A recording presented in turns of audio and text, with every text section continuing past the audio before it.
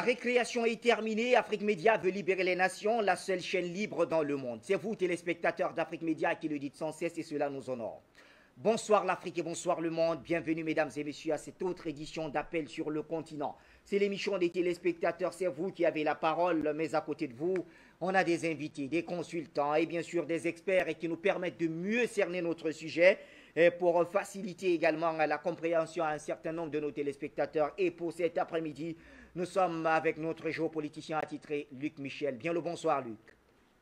Bonsoir Bachir, bonsoir aux téléspectateurs et bonsoir à mon collègue Hamzat que je retrouve avec plaisir.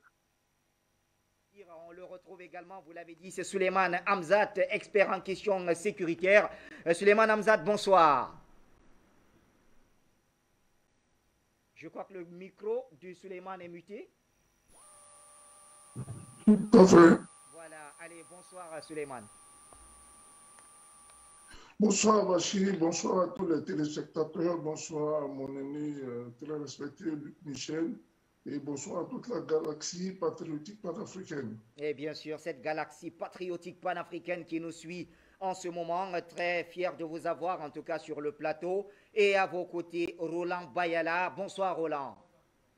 Alors Roland, il va nous rejoindre, c'est ce que me signale la réalisation. Eh bien Luc Michel, hier on parlait de ce Mali, avant-hier on en a parlé et aujourd'hui on se réveille avec une autre nouvelle, un aéronef français, un aéronef militaire, il faut bien le préciser, qui a survolé l'espace aérien. Pourtant les frontières sont fermées. Que doit-on comprendre Luc? Mais je pense qu'on a testé la volonté du Mali, mais il faut retenir quelque chose, c'est que nous sommes entrés dans une nouvelle ère géopolitique. Le temps où l'Occident menait des révolutions de couleur, sanctionnait des gouvernements qui ne lui plaisaient pas, menait des expéditions interminées.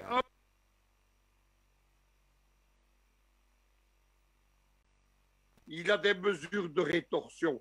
Quand il a organisé le cordon sanitaire, un cordon vraiment pour isoler le Mali, Macron n'a pas cru que ça allait se retourner contre la CEDEAO, que les frontières allaient être fermées, que l'espace aérien allait être interdit au-dessus de Bamako, comme il l'avait déjà été par les Algériens. Ça va poser des problèmes considérables à la fois à la MINUSPA et à la fois aux forces françaises. La réaction aux Occidentaux, elle a lieu un peu partout.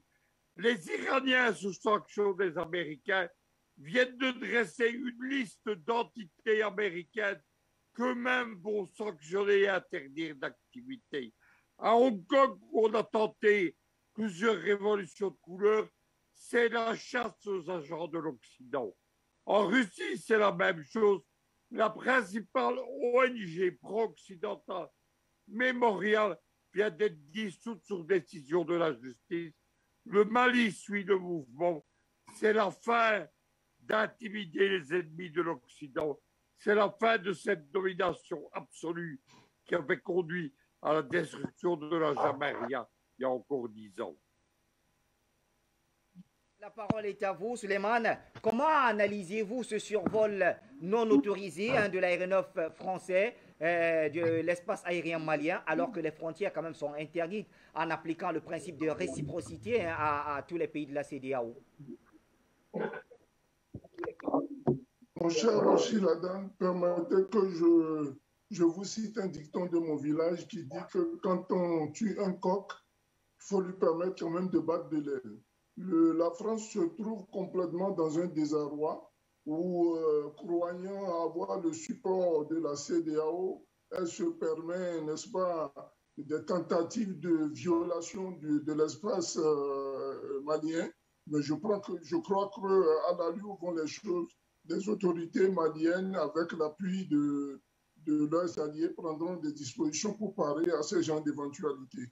Mais il faut reconnaître ici que la France a tellement joué au va-t-en-guerre, n'est-ce pas, sachant bien sûr qu'elle ne gagne aucune guerre, elle a joué au va-t-en-guerre partout, n'est-ce pas, sur tous les théâtres d'opération où elle a voulu se faire croire une puissance, mais nous constatons de visu aujourd'hui que le Mali est en train de démontrer à la face du monde que la France n'a qu'été une petite puissance ou un agent n'est-ce pas, de liaisons servant aux opérations, n'est-ce pas, nuisibles à notre continent.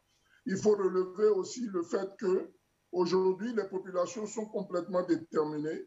Quand vous suivez l'actualité malienne, vous voyez que le corps politique, n'est-ce pas, l'intelligentsia politique malien, la société civile, les hommes d'affaires, tout le monde est organisé derrière la transition. Et moi, je veux éradiquer même de mon vocabulaire ce mot de transition, et organisé derrière le gouvernement malien pour être politiquement correct. Y compris, vous voyez qu'il y a des voix dissonantes qui se lèvent à travers l'Afrique, des ONG, des militants, des activistes, des artistes, des politiques qui disent niet à la CEDEAO et partant à la manipulation qui vient de la France et versant, comme nous le constatons depuis quelques heures avec l'Union européenne. Ça ne marchera plus. Ce disque, il est rayé à jamais. Les populations sont debout et elles iront jusqu'au bout. Jusqu'au bout. Merci en tout cas pour ce premier geste, Souleymane Hamzat. Eh bien, comme je le disais, Roland Bayala est avec nous. Roland, bonsoir, membre de la Copa BF, c'est à Ouagadougou, au Burkina Faso. Roland, quelle lecture faites-vous de cette autre provocation, si je puis utiliser le mot, de cet aéronef français qui survole le territoire malien?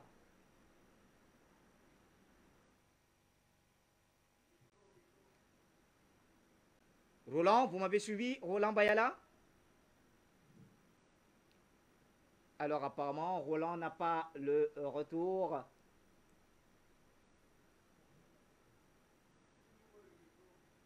Roland, ouvrez le micro, s'il vous plaît. Ouvrez le micro.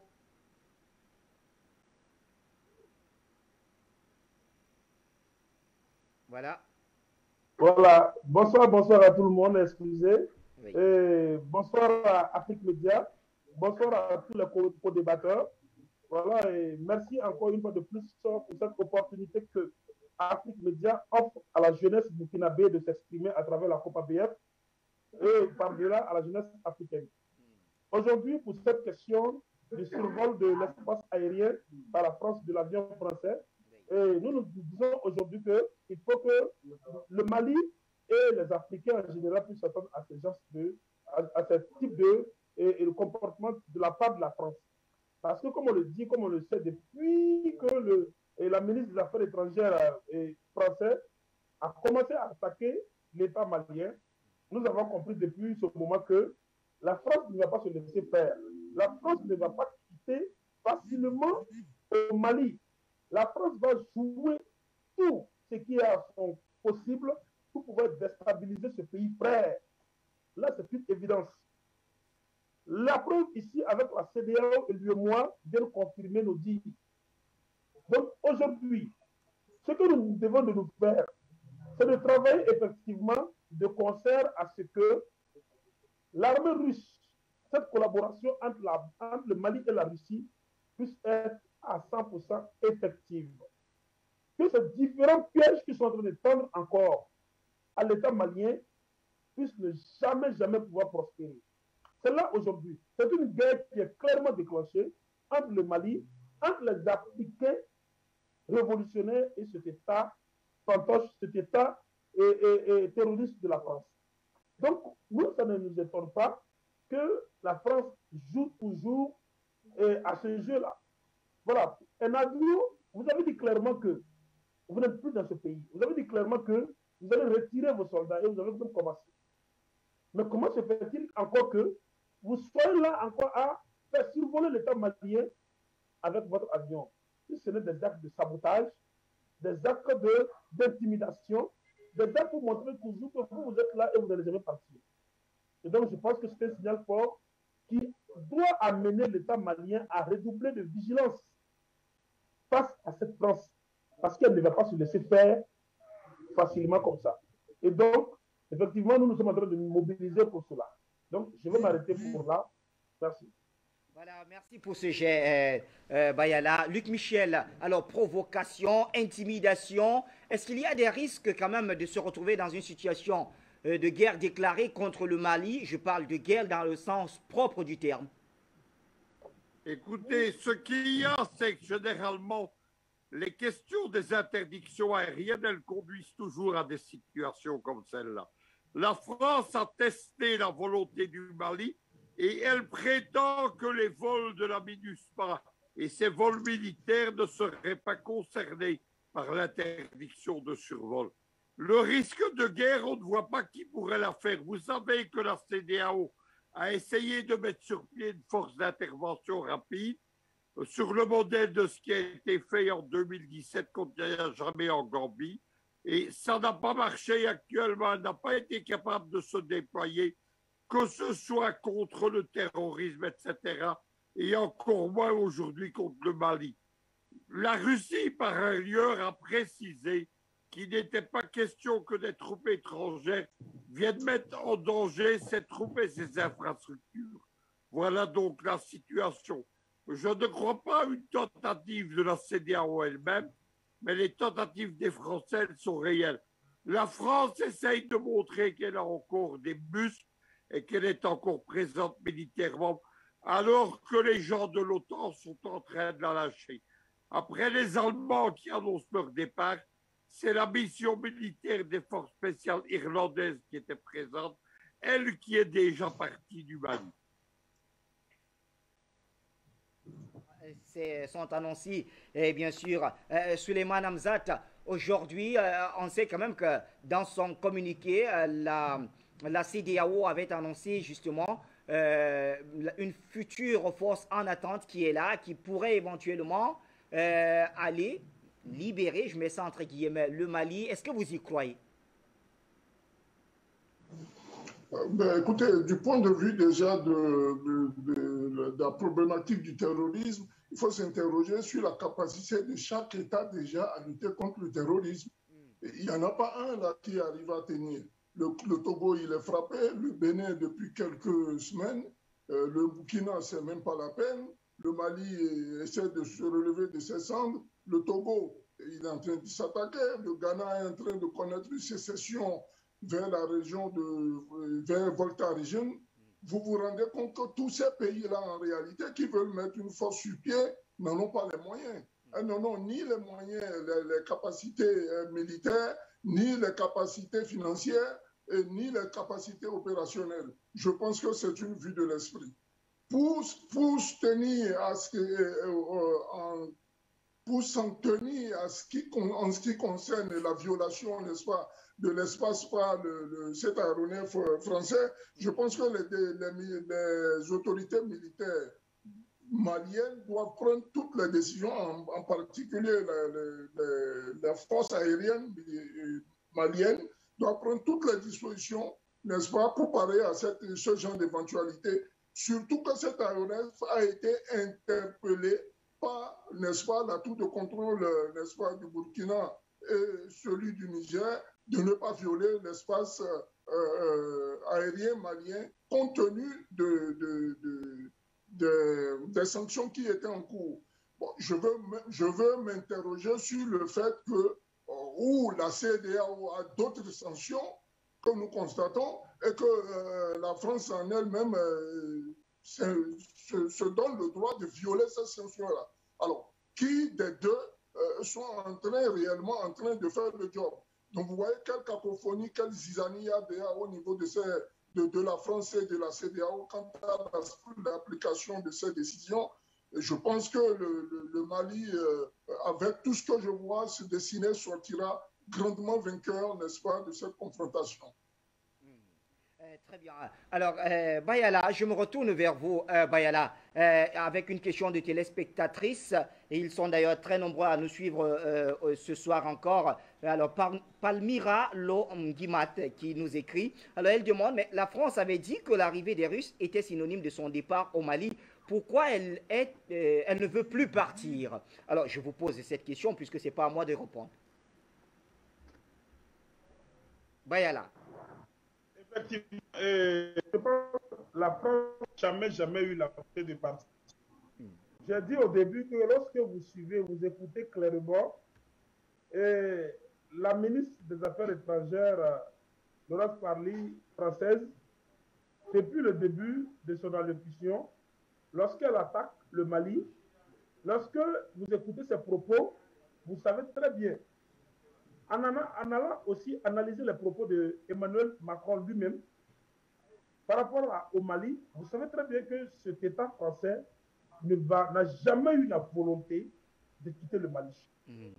Ensuite, au regard des intérêts que la France a au Mali, depuis l'indépendance jusqu'à aujourd'hui, nous savons très bien que si la France s'hasarde à dire qu'elle va lâcher le Mali, ça va coûter de la livature pour la France. Donc, qu'est-ce qu'elle fait?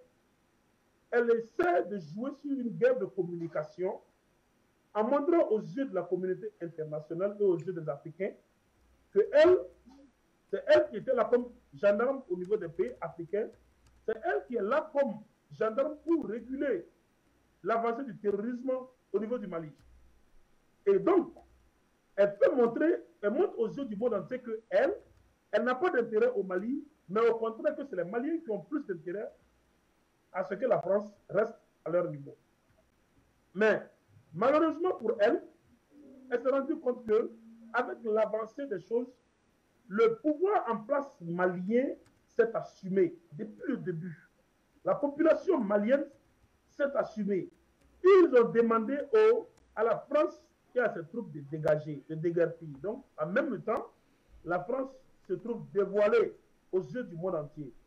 Qu'est-ce qu'elle fait? Elle tente toujours par des manèges pour montrer aux gens qu'elle va quitter, mais elle ne va jamais quitter. La France ne va pas quitter, elle va tenter toujours de saboter les acquis de la refondation malienne. Là, c'est une chose qui est claire. Si elle ne le fait pas directement, elle va le faire par personne interposée ou par pays interposé. Nous avons vu ce qu'elle est en train de faire à ces pays qui ont peur de s'assumer. Là, elle a la véritable chose. Donc, nous disons toujours que si c'est pour compter sur la bonne foi de la France pour qu'elle quitte nos régions, le Burkina Faso, le Mali, le Niger, le Tchad, la France ne va jamais quitter. Il ne faut pas qu'on se mente là-dessus. Elle ne va jamais quitter. Mais si c'est la population à travers la jeunesse, cette jeunesse consciente, qui décide de prendre les rênes de la chose, du combat, et de bouter hors, de faire dégager la France, elle n'aura pas le choix, elle va dégager, vaille que vaille. Donc aujourd'hui, c'est ce combat que la COPABF est en train de mener. Parce que nous connaissons toutes les stratégies, tous les stratagèmes de la France pour rester au pouvoir à travers la communication de ces médias. Donc, nous interpellons, nous appelons maintenant, nous mettons au centre des choses la population elle-même à prendre ses responsabilités. Au passage, je vous dis que la COPABF aujourd'hui a animé une conférence de presse allant dans ce sens pour dénoncer ce qui arrive au peuple malien. Ça s'est passé aujourd'hui au Burkina Faso à 11 h. À propos de l'assaut et à Ouagadougou, les deux grandes villes du Burkina Faso, nous avons animé une conférence de presse. Et nous avons appelé la population à sortir le 22 janvier. Si le président au Burkina Faso, le président Roch Christophe Kaboré, ne revoit pas sa position vis-à-vis de ce qui a été signé à Accra, si le président Roch Christophe Kaboré lui-même, il ne se prononce pas au soir du 21, le 22, il verra toute la population du Burkina Faso dans les 4 régions, dans les 4 limites territoriales de son pays, sortir et marcher pour soutenir le peuple frère du Mali, pour soutenir tous les peuples qui sont en difficulté par le fait de la France et des pouvoirs impérialistes. Donc aujourd'hui, pour nous, ce n'est plus une question de dire nous allons réfléchir, est-ce que, non, c'est clair, la France ne va pas quitter facilement nos États, elle ne veut pas le faire. Ce n'est que par la force et par la volonté populaire qu'on va la dégager, qu'elle le veuille ou pas. Donc, voici notre point de vue aujourd'hui. Très bien. Merci à vous, très cher Bayala. Avant de retourner vers Luc Michel, je rappelle à nos téléspectateurs, le standard il est ouvert, c'est votre émission, appelez-nous, réagissez, donnez votre point de vue. Et Billy Blessing nous écrit par exemple, bonsoir Bachir, déjà on apprend que la France négocie une dérogation pour l'approvisionnement de ses troupes au Mali. Est-ce qu'avec ça, elle veut réellement partir du Mali? Mais c'est aussi la preuve que les efforts nocifs des sanctions vont aussi s'abattre sur elle-même, cette France. Eh bien, avant donc de redonner la parole à Luc Michel, messieurs, je vous propose d'écouter justement Emmanuel Macron sur les sanctions de la CEDEAO. Dimanche dernier, et l'UMOA et la CEDEAO ont donné une position très claire et ferme, avec des sanctions inédites pour un pays de la région, qui marquent la condamnation profonde des dérives de la junte militaire que la France avait à plusieurs reprises, comme vous le savez, dénoncées, et d'un non-respect absolu de toutes les conditions qui avaient été émises dès le mois d'août 2020. Nous soutenons cette position de l'UMOA et de la CEDEAO. Dimanche dernier, et l'UMOA et la CEDEAO ont donné une position très claire et ferme, avec des sanctions inédites pour un pays de la région, qui marquent la condamnation profonde des dérives de la junte militaire que la France avait à plusieurs reprises, comme vous le savez, dénoncées, et d'un non-respect absolu de toutes les conditions qui avaient été émises dès le mois d'août 2020. Nous soutenons cette position de l'UMOA et de la CEDEAO. Luc Michel, on a écouté Emmanuel Macron, il estime que les autorités maliennes sont dans la dérive, Luc Michel. Alors, comment expliquer cela?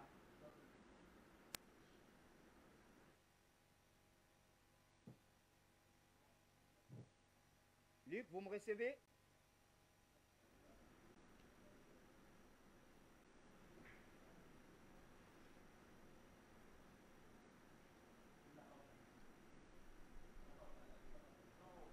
Alors, est-ce que Luc Michel m'écoute?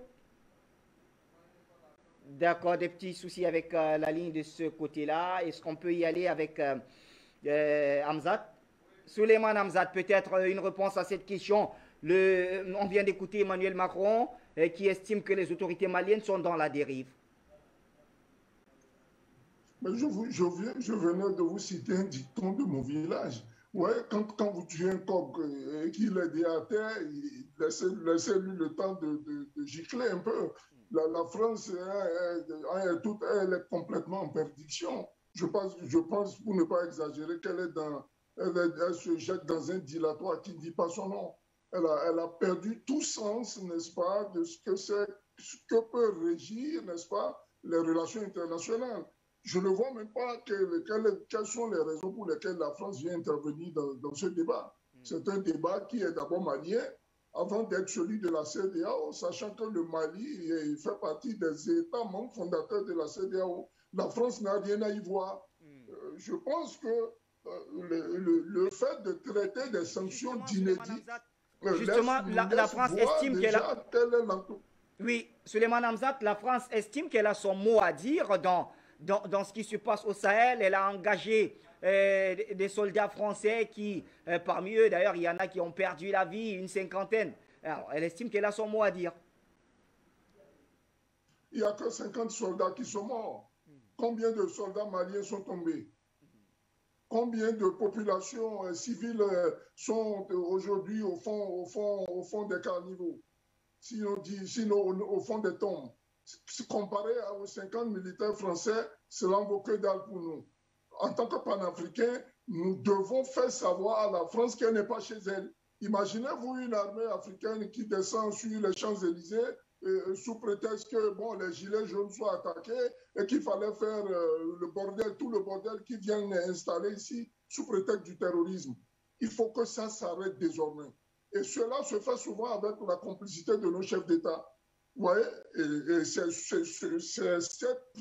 pour cette raison fondamentale d'ailleurs que les populations aujourd'hui désespérées, n'est-ce pas, prennent la rue. Et nos dirigeants doivent comprendre cette révolte. Cette révolte-là qui est saine, qui est une révolte d'ailleurs pacifique, d'ailleurs, parce que ces militants, ces populations qui se jettent dans les rues ne sont pas armées, ce sont des populations qui revendiquent des droits et des devoirs auxquels les dirigeants qu'ils ont élus doivent aspirer. Parce que je reviens à dire ceci, Quand vous voulez faire quelque chose pour votre peuple, vous le faites avec son consentement et non contre lui. Les populations maliennes et africaines aujourd'hui sont claires. Plus de bases militaires étrangères sur le sol. La France a tergiversé plusieurs fois en disant s'il y a Wagner qui n'existe que de nom, nous reconnaissons la société Sewa Sécurité et le gouvernement russe. S'ils s'installent au Mali, nous dégageons. Mais qu'attendent-ils pour dégager depuis? Ils quittent Kidal, ils se replient de Tombouctou pour aller se cacher à Gao, dans une position stratégique, laquelle militairement nous fait penser qu'on est en train de protéger l'uranium du Niger. Alors, nous sommes fermes sur ce que nous disons et nous ne revenons pas en arrière. D'ailleurs, nous ne sommes pas les seuls. Vous faites tomber un panafricain, vous en aurez 50 000 derrière. La France doit ramasser ses troupes et retrouver sa caserne française. Nous en sommes à ce point-là aujourd'hui, égal à ceux qui violent nos territoires, qui violent la souveraineté de nos États, ils en auront pour leur compte. Des Sawadogo, il y en a encore partout sur le continent. Beaucoup de Sawadogo, en tout cas sur le continent. Merci Suleiman Hamzat. On va donner la parole à nos téléspectateurs. Delphin nous appelle depuis Giteka, comme toujours. Delphin, bien le bonsoir. Vous avez la parole, cher ami. Cher frère Ladan, je vous remercie, toi et les équipes de la régie, une fois de plus, de m'accueillir à la maison. Pour gagner en temps, je vais saluer mes frères panélistes sans les citer. Ils me connaissent, je les connais. Et je vais commencer par rebondir sur le propos de mon grand frère qui venait juste de s'exprimer avant moi, Hamzat. En tant que Burundais en particulier et de façon globale, panafricain, permettez-moi de dire que les morts des soldats français, je vais le dire dans un français facile, je n'en ai strictement rien à foutre. Pour la simple raison que nous n'avons pas appelé ces gens, ils se sont imposés. Donc, si le sang de leurs hommes a été versé, bah, tant mieux pour eux ou tant pis pour eux. Qu'est-ce que j'en ai à foutre? Bref. Hamzat a raison de rappeler que nous devons nous concentrer sur la mort de nos frères maliens civils qui ne sont pas tués de mort naturelle, je le rappelle, mais qui sont assassinés depuis une décennie avec la complicité de nègres de maison comme Ibeka et Bazoum. Donc, occupons-nous des nègres de maison pour que les gens soi-disant démocrates n'aient plus de marchepied sur lesquels se reposer sur notre continent. Et je me permets de dire ça parce que moi je viens d'un État, un petit État certes par la surface, mais qui ne tolère pas le moindre soldat étranger sur son sol. À ce titre, à l'époque, c'était entre 2016 et 2017, le Rwanda s'était amusé à jouer au jeu de la CEDEAO, mais contre le Burundi. Nous n'avons pas hésité à poursuivre les assaillants qui venaient du Rwanda. On les a chicotés à la frontière du Rwanda. Et dès l'instant où nous nous sommes pourvus de missiles Pantsir et russes, nous n'avons pas hésité à regarder droit dans les yeux l'homme fort de Kigali en lui disant ceci. Nous sommes des frères depuis l'époque des rois. Les rois rwandais épousaient les princesses burundaises et vice-versa. Mais nous n'allons pas hésiter à te chicoter, même si tu es protégé par Washington. Kagame a compris et il a arrêté. À partir du mois de mai 2020, les services secrets rwandais et burundais travaillent dorénavant de concert. Tout débordement est contenu. Et à travers Kagame, le président des États-Unis a compris qu'il ne fallait plus rigoler chez nous. Donc j'invite, sans vouloir lui dire ce qu'il a à faire, M. Goïta à agir de même. La prochaine fois qu'un avion français se permet de survoler son ciel sans autorisation, qu'il le descende. Je vous garantis qu'à l'Élysée, le message sera net et nous nous passerons de débats infinis ici à la maison. Donc, pour ne pas me monopoliser le micro, je vous le rends, Afrique Média, le monde c'est nous. Merci, très cher Delphin, depuis Gitega au Burundi. On reste au téléphone avec un autre appelant. Allô, bonsoir.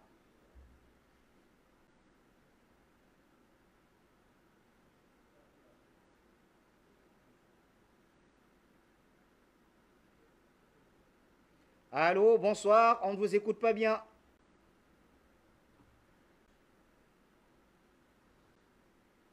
Alors, il y a ce message de Elokunun Ken qui nous écrit que dans sa politique de gouvernance et ses discours au sujet de l'Afrique, le président français actuel a oublié qu'on ne parle pas sur un État souverain qui nous est intrinsèque, comme si on parlait à son enfant, qu'on est libre de gronder, voire de punir. Zerfel, donc, nous appelle depuis l'Allemagne. Bonsoir, Zerfel. Bonsoir, Bachir. Bonsoir, depuis l'Allemagne. Je salue tout le monde. Je salue tous les techniciens. Je ne vais pas faire tout le discours. Présentement, ce que les Français sont en train de faire. Nous, comment dire, les Maliens ne doivent pas faire les cieux, ne vont pas tolérer quelque chose. Si vous voulez, comment dire à quelqu'un de ne pas fouler, de ne pas venir chez moi, et il veut te fouler, prends tes dispositions. Parce qu'il veut pour ta poitrine, aussi ta poitrine. Parce que la manière qu'ils sont quittés à Abidjan pour venir, est-ce donner, comment dire, la position de vos amis, les mettez les garde. Parce que moi, j'ai vu maintenant ce que la Russie a donné aux Maliens, utiliser ça, puis on est tranquille. Parce qu'on n'est pas dans les discours maintenant. Parce que le temps de discours aujourd'hui, les temps de discours ont passé. Parce que le fait que nous, les Africains, on a l'habitude toujours de dialoguer avec les gens, que ce soit des partis, des pays en pays, pour faire des dialogues de n'importe quelle chose à 2 balles là, c'est fini aujourd'hui. Parce que ce que la Russie a dit, ce qu'il s'est donné pour défendre votre territoire, et n'importe qui va se lever. Malheureusement, la qualité d'écoute n'est pas très bonne, très cher ami Zerfel. Peut-être relancer l'appel. Pendant ce temps, on va aller prendre l'appelant des États-Unis. Bonsoir, très cher appelant. On vous écoute.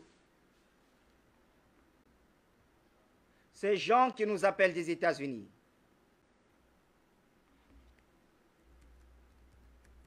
Je vous salue avec respect et nous vous encourageons beaucoup. Nous saluons vos invités, nous saluons les techniciens, vos invités aujourd'hui, c'est Luc, Michel, Roland et Suleiman. Nous vous saluons dans le combat. Merci. Je m'incline devant la mémoire du président Sylvanus Olympio. C'est aujourd'hui que cela fait 59 ans que le commandant français Georges Métrier a lâchement assassiné Sylvanus Olympio dans l'ambassade des États-Unis à Lomé et au Togo. Je m'incline. Et que le sang versé sur la terre africaine continue d'exhorter les Africains à se libérer de la barbarie de l'Occident qui avait commencé depuis la nuit des temps.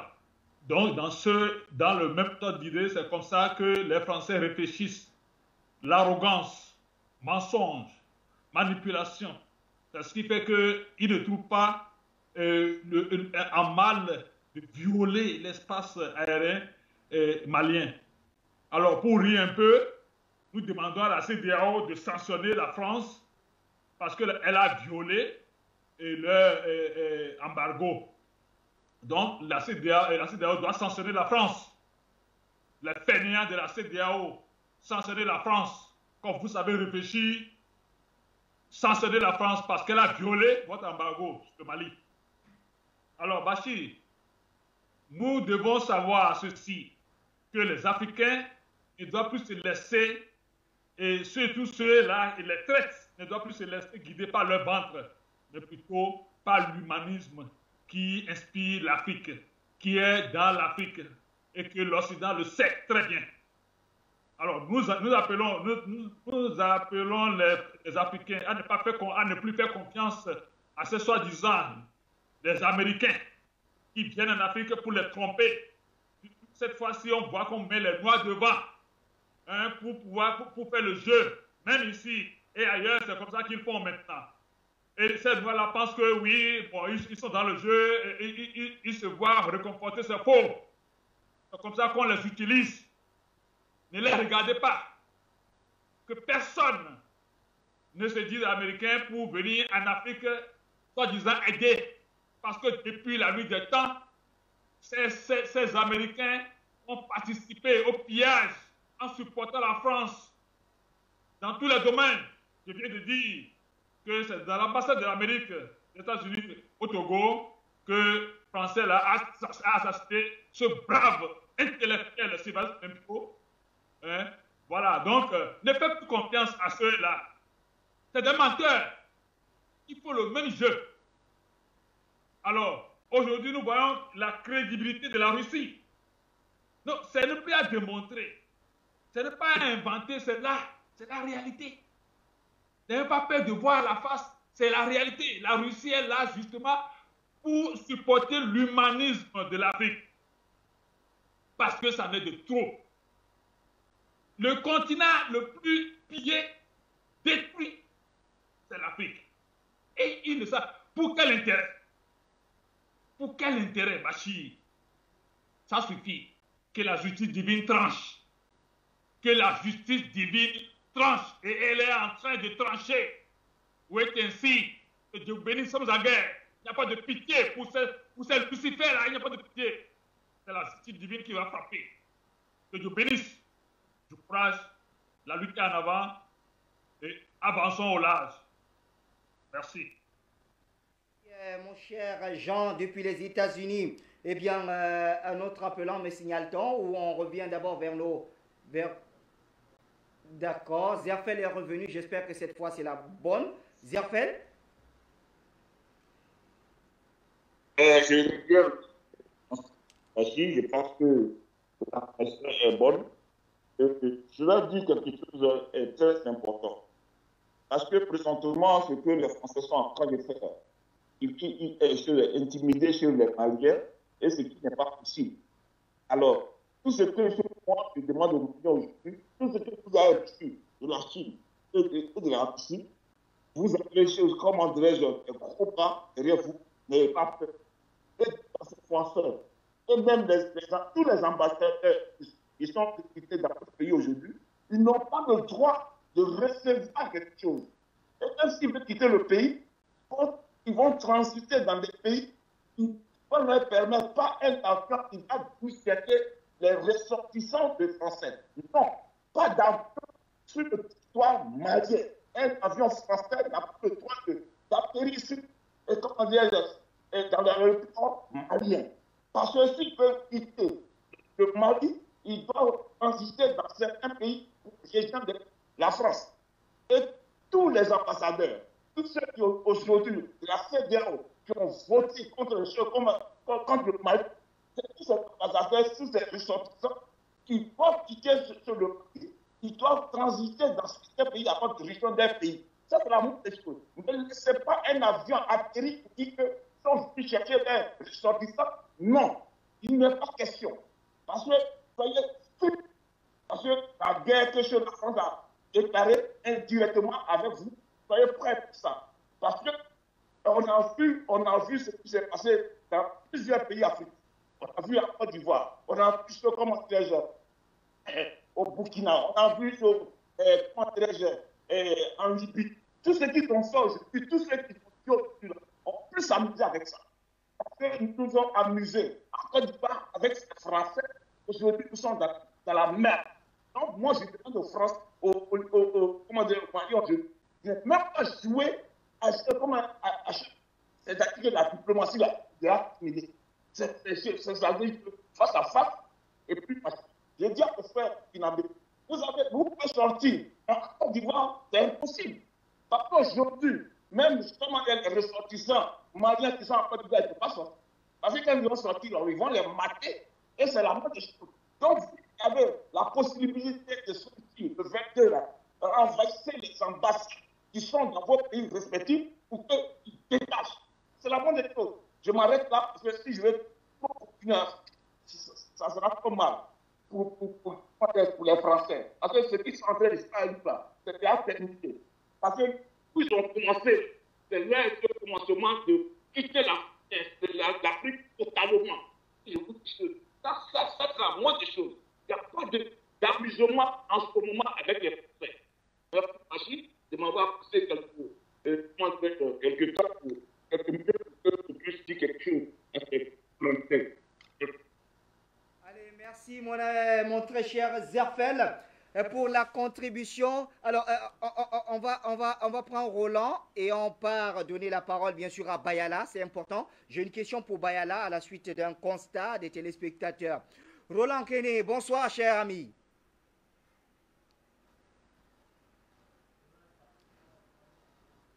D'accord, Roland est parti, donc on le remplace rapidement par un autre des États-Unis. Bonsoir, très cher ami des États-Unis. Oui, bonsoir mon cher ami Bachi, à mon avis depuis les États-Unis. Je voudrais vous remercier tous les participants à ce débat. Alors moi, bon, contrairement à ce que les gens ont dit, il est vrai, on est dans cette euphorie-là, mais quand on pousse un peu plus notre analyse, on devrait quand même être, je dirais, légèrement mécontent vis-à-vis des autorités actuelles au Mali. Pourquoi? Voilà un pays, le Mali, qui a été sanctionné par la CEDEAO, et logiquement, les autorités maliennes ont activé ce qu'on appelle la mesure de la réciprocité, n'est-ce pas? Les autorités maliennes ont aussi décidé de fermer leurs frontières aériennes et terrestres aux autres pays, et ensuite appelé au départ de tous les ambassadeurs, je répète, le départ de tous les ambassadeurs qui ont soutenu. Le Mali n'a pas dit qu'il appelle au départ des ambassadeurs de la CEDEAO. Il a dit le départ des ambassadeurs qui ont soutenu cet embargo-là. Alors, ma question c'est, pourquoi est-ce que l'ambassadeur de France à Bamako est toujours en place? Pourquoi est-ce que les forces françaises de Barkhane sont toujours en place? Pourquoi est-ce que les représentations de l'Union européenne sont toujours en place à Bamako? Ensuite, mon cher ami Bachi, que fait le Mali avec la coopération monétaire au sein de l'UEMOA et de la BCEAO, puisque ces institutions ont déclaré le Mali persona non grata au sein d'elles? Que fait toujours le Mali dans ces institutions? Le Mali a dit que les frontières aériennes sont coupées et la France, à travers sa compagnie Air France, a dit qu'elle respectait cette mesure-là par des autorités françaises. Dites-moi, mon cher ami Bachi, pourquoi est-ce que les autorités maliennes se sont simplement tenues à une condamnation verbale sans un avion de surcroît militaire a violé leur espace aérien? Pourquoi est-ce que les autorités africaines en général se muent toujours dans des réactions plutôt que de faire des actions? Pourquoi le Mali est obligé de subir plutôt que d'agir? Je me pose cette question-là. Les militaires français ont assassiné des civils maliens dans un village en plein mariage. Jusque-là, personne n'a entendu des autorités maliennes en Amérique du Sud. C'est-à-dire, personne n'a entendu les autorités maliennes traduire la France devant les institutions internationales. Combien de crimes la France va commettre pour que, enfin, les gens prennent sur eux, n'est-ce pas, le courage de demander des comptes à la France? Parce qu'on ne demande pas des comptes à la France se croit tout permis. La France, elle a utilisé son avion pour violer l'espace aérien parce qu'elle sait que personne ne peut lui demander des comptes. La situation dans laquelle se trouve le Mali actuellement, le Mali, selon moi, est dans une position de force. Par conséquent, les autorités maliennes devraient capitaliser sur cet élan-là pour régler des problèmes en instance depuis fort longtemps. Il faut qu'on aille à ça. On ne peut plus continuer de nous traiter comme des moins que rien. C'est parce que nous manquons d'avoir un leadership agressif. C'est pour cela que les gens pensent que ce qu'on ne peut jamais tolérer ailleurs, on peut le faire en Afrique. Il faut qu'on dépasse ce cap-là et qu'on finisse avec ça. Parce que je pense sincèrement que trop c'est trop. Les Africains souffrent trop, mon cher Bachi. Merci beaucoup. À mon gré. À Montré, et bien sûr, ça nous donne la possibilité à présent d'aller vers Bayala. Bayala, alors, j'ai ici le communiqué du gouvernement malien. Joël, vous pouvez afficher, s'il vous plaît, je vous l'ai vu. Voilà, il est là. Je prends juste le dernier paragraphe. Voici ce qu'il dit. Aussi, le gouvernement, tout en prenant à témoin l'opinion nationale et internationale, décline toute responsabilité relative aux risques auxquels les auteurs de ces pratiques pourraient s'exposer en cas de nouvelles violations de notre espace aérien. Bayala, faut-il comprendre que le Mali est prêt à riposter en cas de nouvelles violations de son espace aérien? le dit clairement. Le communiqué est clair et ça ne souffre d'aucune incompréhension. Aujourd'hui, le Mali a à plusieurs reprises montré que il est un pays souverain, un État souverain.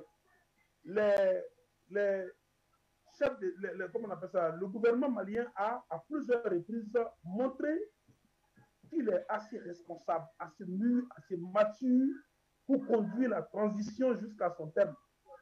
Donc, quoi de plus normal que ce gouvernement refuse encore que son espace soit violé. Et maintenant, comme c'est un gouvernement qui est assez responsable, plus que ceux-mêmes qui sont en train de commettre ces actes-là, ce gouvernement va d'abord avertir, va prendre à témoin l'opinion nationale et internationale et sous-régionale pour dire que si encore une autre fois se reproduit, comme il est de coutume en Afrique, c'est-à-dire dès la première bêtise, on ne va pas réprimer. Mais nous attendons, nous avertissons et nous attendons qu'il y ait encore une autre bêtise. Là, en ce moment, tout acte que nous allons poser, l'opinion nationale sera comptable de cela. Saura effectivement que cet avion a été averti. Cette personne a été avertie aux yeux de la communauté internationale. Et c'est ce que je pense que le communiqué vient de dire effectivement. Et moi, en réalité, je suis très content de la manière dont le président Goïta et sa transition travaillent avec la tête sur les épaules pour maîtriser la situation au Mali. Je suis vraiment très content de cette manière-là. Il ne s'affole pas. Lorsqu'il y a une situation qui se présente à lui, il prend son temps. Il analyse les choses en fonction des lois en vigueur. Il analyse les choses en fonction également de son peuple. Et après cela, il agit. Voilà. Et c'est comme ça, c'est ce qu'on appelle un gouvernement responsable. Ce n'est pas comme ce gouvernement fantoche que nous avons dans les différents pays. Voilà. Donc aujourd'hui, je pense que c'est un avertissement qui est clair. Si la France pense qu'elle est assez irresponsable pour pouvoir faire passer encore une autre fois un avion français pour survoler de façon illégale le territoire malien, qu'elle fasse encore. Et les responsables, je pense que vont avoir les conséquences telles que le gouvernement malien l'a dit. Et nous soutenons effectivement ce communiqué et nous pensons que pour la prochaine fois, il ne faut pas que Goïta et son gouvernement s'amusent à les laisser passer. Et nous allons les soutenir, comme nous l'avons dit, jusqu'à la fin, jusqu'à l'unité africaine que nous tous nous voulons. Voilà. Merci très cher Bayala. Et bien sûr, la parole à présent à Luc Michel. Luc, je vous donne la parole avec une question de téléspectatrice. Il s'agit de Loua Leka, que je salue d'ailleurs, une des plus fidèles téléspectatrices d'Afrique Média depuis les premières heures. Loua Leka s'interroge, elle nous dit, s'il vous plaît, on entend toujours parler de intérêts français au Sahel, intérêts français au Mali, mais listez-nous clairement ces intérêts français qui obligent l'Hexagone à prendre position en faveur de la CEDEAO. Luc Michel. Écoutez, la France a une doctrine de sa souveraineté nationale et elle considère que dans les anciennes colonies françaises, elle a un droit prioritaire qu'elle est chez elle. La Belgique a la même attitude, par exemple, dans la région des Grands Lacs, au Congo, Rwanda, au Burundi. C'est évidemment inacceptable. Les anciens colons s'imaginent qu'ils sont toujours chez eux. Vous savez d'où vient l'expression précaré français? Elle date du roi de France Louis XIV. À l'époque, la France était la grande puissance qui dominait toute l'Europe. Ça a duré jusqu'à Napoléon. Et Louis XIV avait séparé les intérêts de la France en Europe des territoires qui étaient sous le contrôle direct de Paris.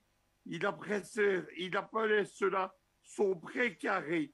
Quand est arrivé les indépendances africaines, les Français ont utilisé la même notion pour les anciennes colonies françaises. La France considère qu'elle a des intérêts et des droits sur ces colonies. C'était évidemment inacceptable et aujourd'hui, ça ne marche plus. C'est la raison d'ailleurs pour laquelle l'arrivée des Russes en Afrique déclenche une telle colère au Quai d'Orsay. Alors expliquez-nous quand même, on sait qu'il y a eu des assises aujourd'hui au niveau de l'Union européenne tablant sur des questions de sécurité internationale. On a évoqué le cas de l'Ukraine et le cas du Mali. Quel est le rapport entre les deux situations? Les deux, ce sont différents fronts dans lesquels le bloc américano-occidental, ce sont les Américains qui sont à la manœuvre, y compris au Mali. Il faut voir le communiqué du secrétaire d'État Blinken il y a 48 heures. On sait que quasiment il a dicté les sanctions et la France agit parce que les Américains lui ont donné l'autorisation d'agir. Les États-Unis sont en confrontation aujourd'hui sur les fronts du Kazakhstan où ils ont tenté une révolution de couleur que Poutine a fait échouer. Ils sont confrontés en Syrie où l'armée syrienne aidée par les Russes tente de reprendre le contrôle des dernières provinces du nord du pays qui ne sont pas sous le contrôle de Damas. L'armée russe se déploie pour contrer la menace de l'OTAN aux frontières de l'Ukraine. Et enfin, il y a la question du Mali et du Mozambique. Ajoutons que cette semaine, il y a 3 grandes négociations entre la Russie et les États-Unis. À Moscou, entre directement les Américains et les Russes. À Bruxelles, à l'OTAN, entre la Russie et l'OTAN. Et enfin, en Ukraine même, entre l'OSCE, l'Organisation pour la sécurité et la coopération en Europe, une organisation dont sont membres à la fois les pays de l'OTAN et la Russie. C'est quasiment le seul organisme où ils peuvent se rencontrer. Les négociations sont très mal en train de se passer, c'est-à-dire que personne ne baisse la garde. Et les Russes ont annoncé qu'ils considéraient ceci comme un échec global. Les Américains ne veulent pas tenir compte des lignes rouges dedans. Et ils ont donné évidemment l'autorisation aux Français de contenir la Russie en Afrique. Voilà ce qui est en train de se passer. Voilà ce qui est en train de se passer. Merci à vous, Luc. On apprend beaucoup de la géopolitique avec vous sur nos plateaux. Merci infiniment. Nous restons au téléphone. On va refaire un tour avant de repasser la parole à Hamzat Suleiman. Et bien, Abou d'Angleterre, il nous appelle, notre cher Abou. Bonsoir, Abou. Bonsoir, monsieur Bachir Ladan. C'est monsieur Abou depuis l'Angleterre. Et je salue tous vos invités et surtout Luc Michel, les techniciens, le PDG que j'adore. Bachir, je confirme, vous êtes le meilleur journaliste du monde. Et en ce qui concerne la problématique d'aujourd'hui, vous comprenez que le monde entier sait maintenant qui est réellement Emmanuel Macron, avec le mépris total qu'il manifeste à l'égard des Africains. Quand en vérité, c'est le dernier esclavagiste de nos temps. C'est quelqu'un qui est dépassé par l'époque que nous vivons, par le siècle que nous vivons. C'est quelqu'un d'un autre monde qui, en plein 21e siècle, celui-là même qui clame haut et fort que lui, il est en rupture avec le passé, qu'on doit tous regarder dans une direction futuriste. On doit penser à se mettre ensemble, l'Afrique et l'Occident, et se pencher sur ce qui peut nous arranger dans un commun accord. Mais c'est celui-là même qui montre par ses actions qu'il n'est même pas prêt à discuter avec l'Afrique, qu'il ne considère en aucunement les Africains comme des interlocuteurs, mais que lui, il est...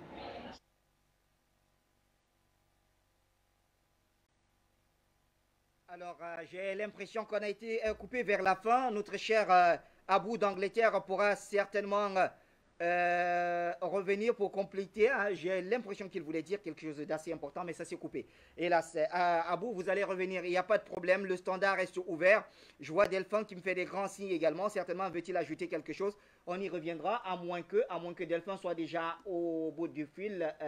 Yannick.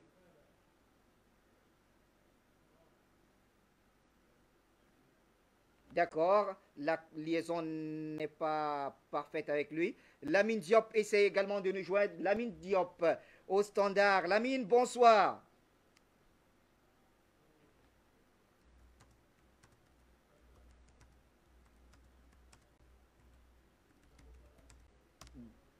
D'accord, un autre. D'accord, c'est Kenny qui nous appelle d'abord.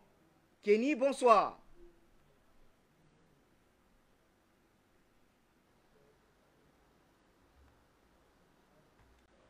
Kenny, bonsoir, vous m'écoutez?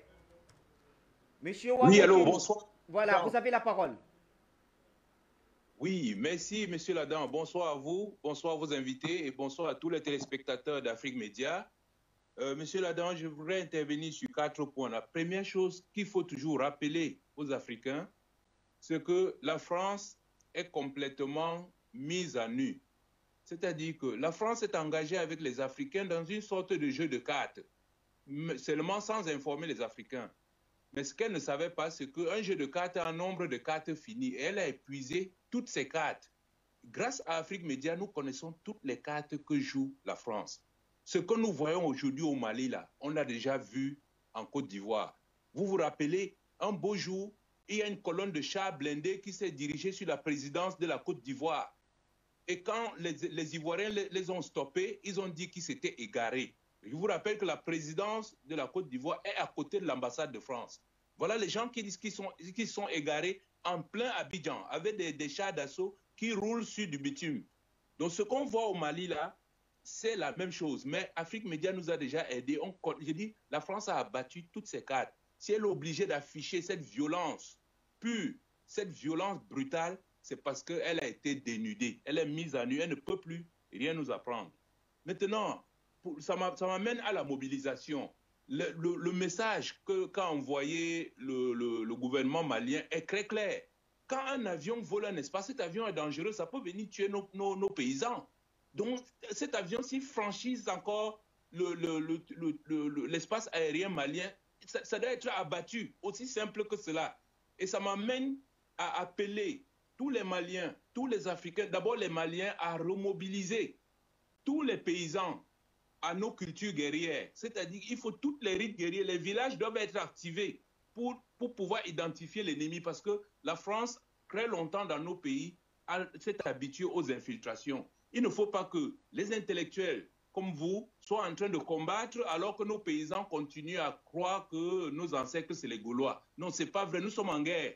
Il faut que nous soyons mobilisés pour enlever ce cancer de notre continent. Tant qu'on ne l'a pas fait, on aura de véritables problèmes. Et j'appelle tous les Africains qui sont en train de se mobiliser de se rendre dans les ambassades du Mali pour leur signifier notre soutien total et se rendre dans les ambassades de France pour leur dire que nous sommes contre cette perpétuation de la colonisation. Nous ne voulons plus de cela. Je voudrais dire un dernier mot sur la géopolitique. Je ne suis pas un géopoliticien, je ne connais pas les géopolitiques compliquées, mais je peux simplement vous dire que le retrait des États-Unis de l'Afghanistan et toutes ces attaques qu'on lance contre la Russie, en Biélorusse, en Ukraine et tout, c'est pour détourner la Russie de l'aide que cette Russie veut apporter à l'Afrique. Parce que si on la mobilise sur ses frontières, elle va un peu nous oublier. Donc il faut vraiment pointer cet aspect géopolitique pour comprendre que ce qui se passe en Biélorusse, en Ukraine, ça a à voir avec le soutien que la Russie est en train de nous apporter. C'est pour ça que je dis encore une fois de plus, nous allons compter sur la Russie, mais il faut que la Russie nous trouve aussi sur le pied de guerre. Elle ne va pas venir combattre à notre place. Donc, mobilisation générale, que les villages réunissent les guerres, les rites de guerre, pour nous mettre prêts à soutenir toute armée qui viendra nous aider. Que ce soit les Rwandais, les Burundais qui viennent nous aider, on va combattre cette France jusqu'au bout. Merci beaucoup, monsieur Ladan. Merci, très cher ami, pour cette contribution. Alors, le standard me fait savoir que Delphin est revenu. Certainement veut-il ajouter quelque chose. Delphin, vous avez la parole.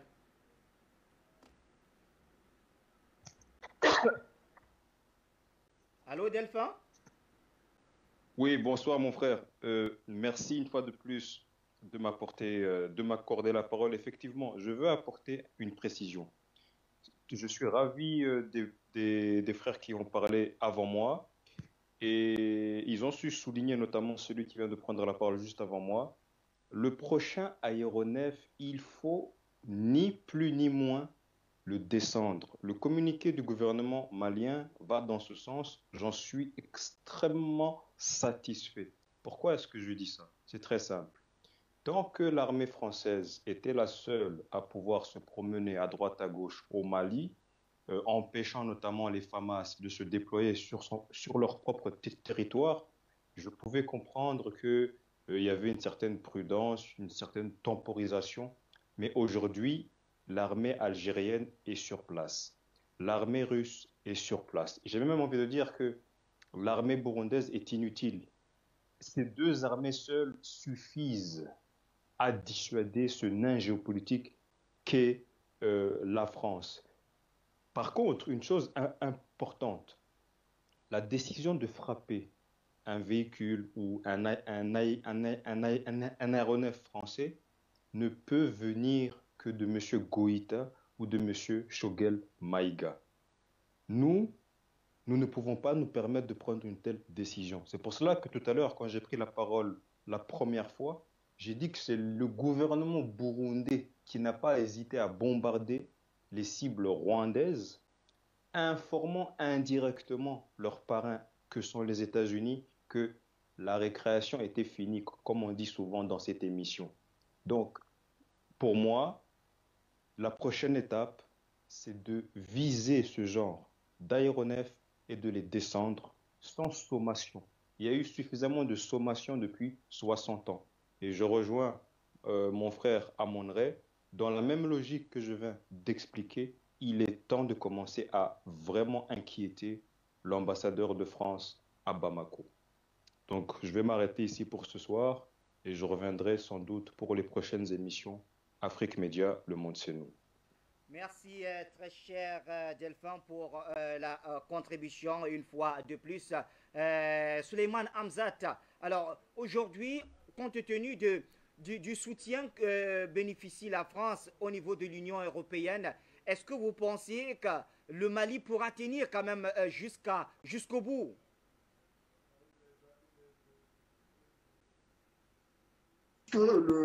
Déjà des États comme la Mauritanie, l'Algérie est surprenante, la Guinée du colonel Doumbouya, n'est-ce pas, qui se mettent, n'est-ce pas, au travers de ces sanctions-là de la CEDEAO.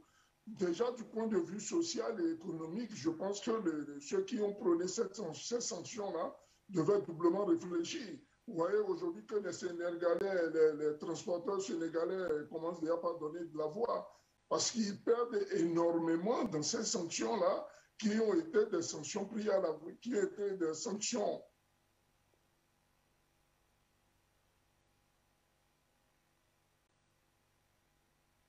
Donc, alors j'espère qu'on n'a pas été coupé quand même avec ce à l'État. Allô? Allez-y, allez-y. Donc, qui ont été des sanctions prises à la va-vite et qui n'ont pas permis, n'est-ce pas, une certaine réflexion en profondeur. Vous voyez le laxisme dans lequel se trouvent nos dirigeants. Ils sont complètement déconnectés de nos populations. Je voudrais fortement remercier Delphin de Bujumbura pour, n'est-ce pas, le rappel à l'histoire. Vous voyez ce qui s'est passé avec le Burundi. Dans ce genre de difficultés, il faut y aller par des méthodes fortes et sans embâche, sans état d'âme.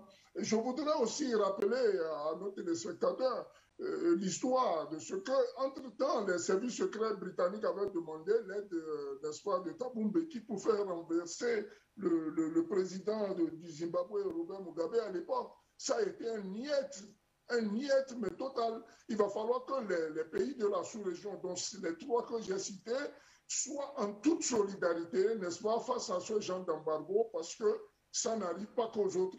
Et pour chuter, je voudrais...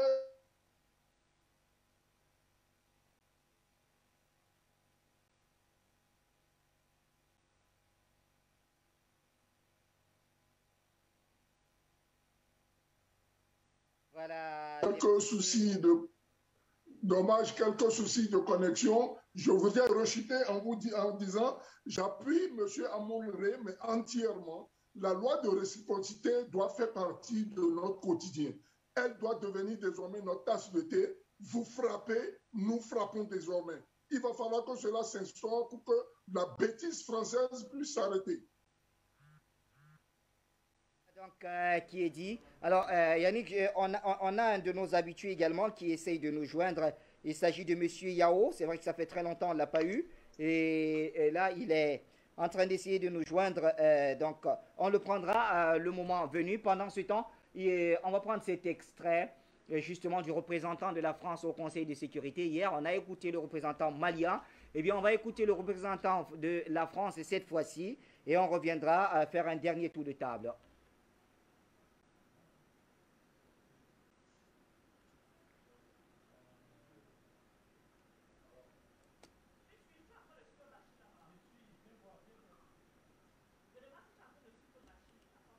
Alors, d'accord, l'élément est prêt. Alors, des petits soucis, ce sont les aléas du direct. Et on y va, c'est bon.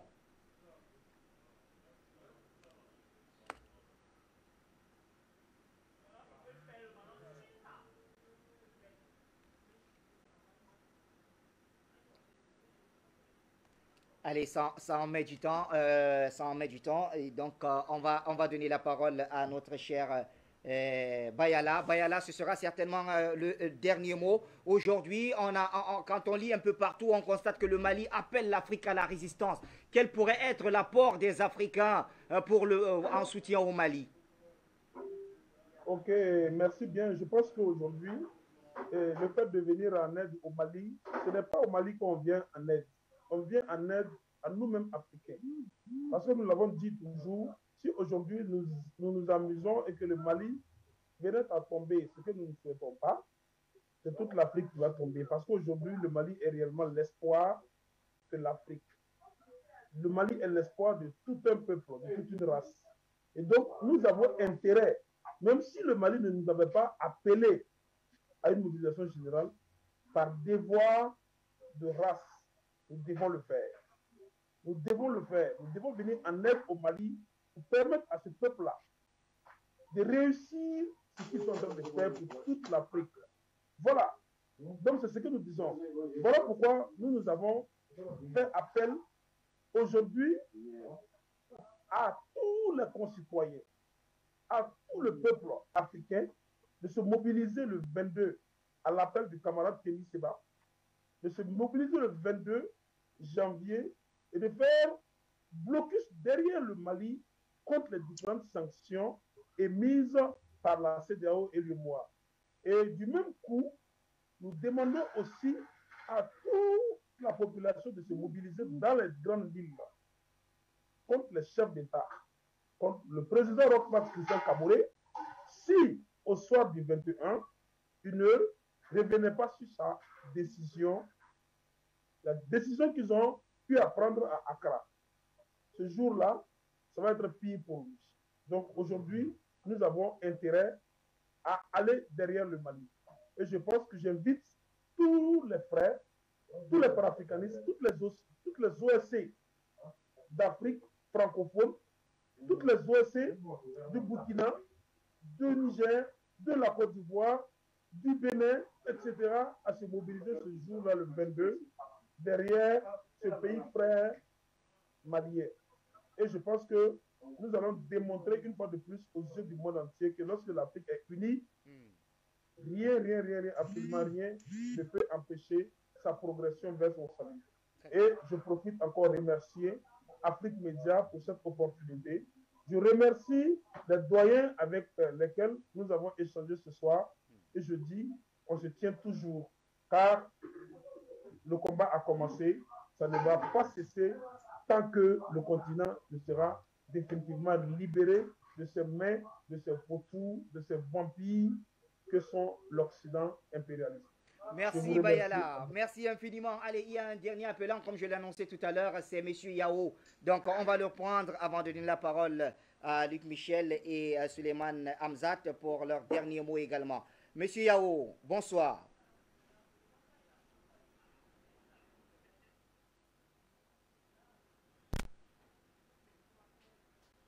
frère Bachir, comment vas-tu, mon cher Bachir?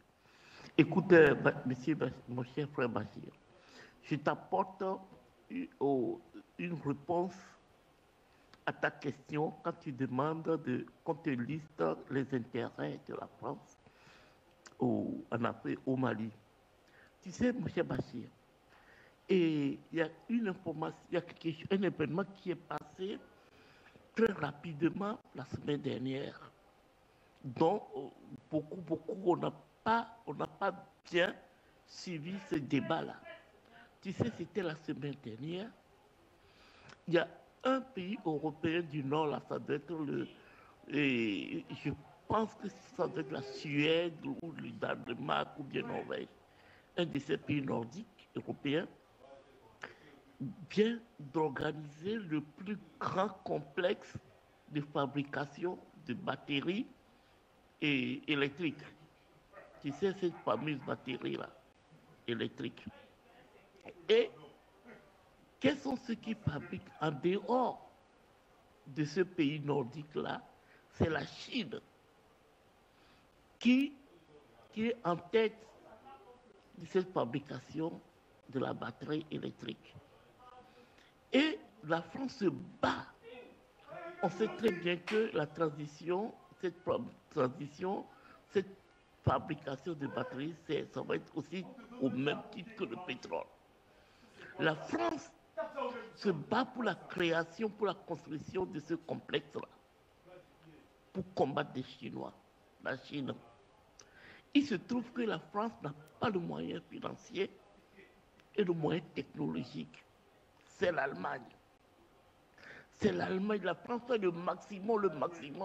L'Allemagne ne veut pas. Il se trouve que, mon cher Bachir, c'est là où la réponse à ta question. Il se trouve que c'est le lithium et le cobalt pour fabriquer cette batterie-là. Et c'est la Chine qui en détient. Et une grande partie se trouve en Afrique, au Congo, au Sahel. Là, mon cher Bachir, je l'ai écouté, c'est un chroniqueur sur France Inter qui a donné l'information la semaine dernière. La France est en colère. C'est le lithium pour la fabrication de la construction de plus grands complexes industriels de batteries pour les voitures et dans les usines, etc. Et c'est ça, la France peste sur l'Allemagne. C'est le lithium et le cobalt. Ils ont dit que c'est le Congo et le Sahel. Donc, l'Afrique détient une grande réserve au monde. Bien évidemment la Chine, mais une grande réserve de lithium pour la fabrication de batteries. Alors, il se trouve que c'est en Afrique, surtout le Sahel, là, au Mali. Voilà. Tu vois, cette information-là, c'est passé très vite la semaine dernière. Et tu sais, sur France Inter, que j'ai écouté un chroniqueur là-dessus.